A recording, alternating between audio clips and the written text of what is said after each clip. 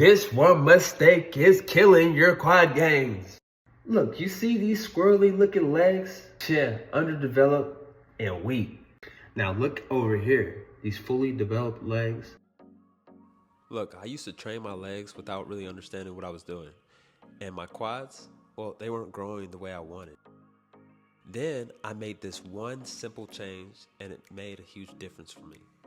So I wanted to break this down for you, not because I know everything, but because this is what worked for me, and I know it can help some of y'all out there struggling with quad growth too. All right, so let's start with a quick breakdown of your quads.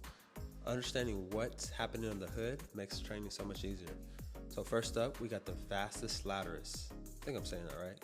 This is the outer quad sweep, the muscle that gives your leg that wider, more athletic look. What helped me target this more was pointing my toes slightly inward. Not saying you have to do this, but for me, this tweak made a huge difference. Next, we got the rectus femoris, the muscle right in the middle of your quad.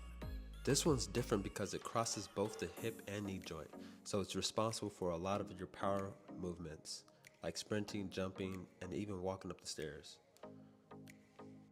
For me, keeping my feet neutral and focusing in on full range of motion really helped engage this muscle more. Next, we got the vastus medialis, aka the teardrop. I used to ignore this muscle completely, but it's one of the most important for the knee stability.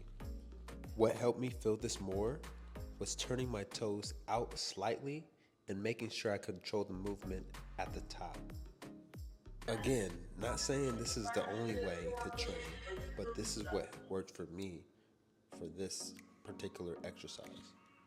All right, so we covered the outer, inner, and the middle quads, but there's one more that nobody talks about, and that's the vastus intermedius.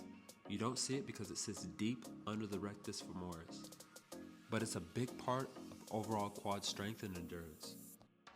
Now that we know the muscles, here are 3 simple things that help my quads grow faster. First, foot positioning matters more than you think. I used to do every rep the same, but once I started switching up my foot position, I felt my quads working in ways they never did before. Toes in equals more outer quad, toes out, more inner quad. Neutral is balance, strength, and simple.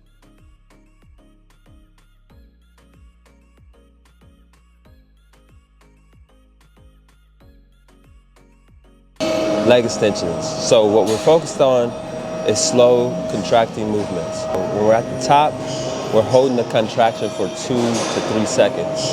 And as we lower the weight, we're going down slow and controlled.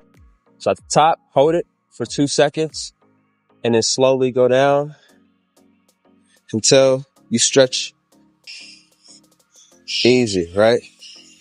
And you want to make sure the machine, the joint, usually has like a dot or something, a sign where it aligns with your needs, right?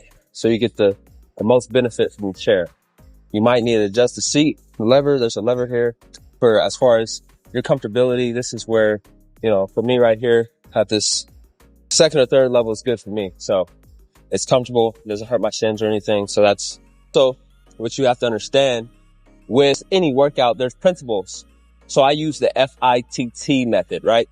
This is the principle in how your workout should be set up. So it's frequency, intensity, time, and type.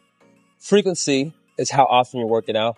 Intensity is how intense your exercise is. And the time is the amount of time your duration of your workouts are. But I like to use it as in time you are under tension. And I also like to use type, which is the type of exercise you're doing.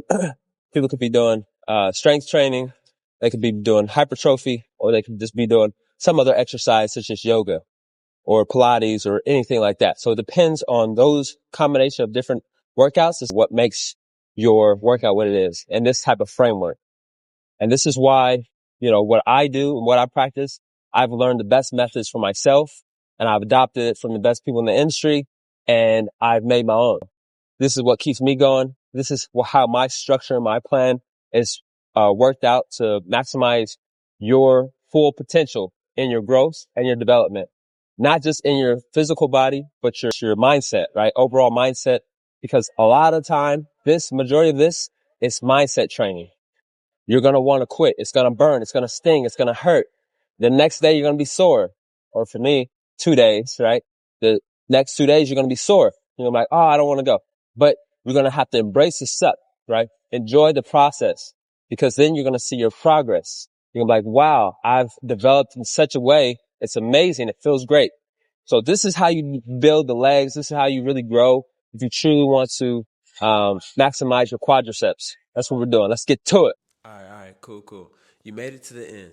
So I'm going to hook you up with some extra value. Your workout should be tough. That's how you grow. And if you really want to take it up a level, you got to increase your weight week after week. But here's the secret sauce.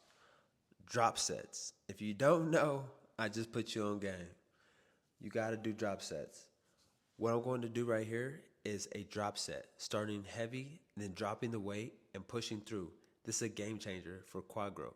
That's why you see me standing up and going back to it. I'm like, all right, cool. Let's go ahead and get right to it. I'm repping these out.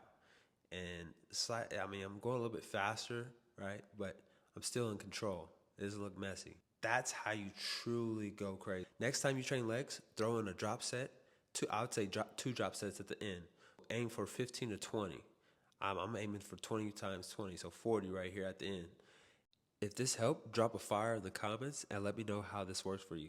And if you want more breakdowns just like this, tap the follow button and I got more gems coming your way. Let's get it.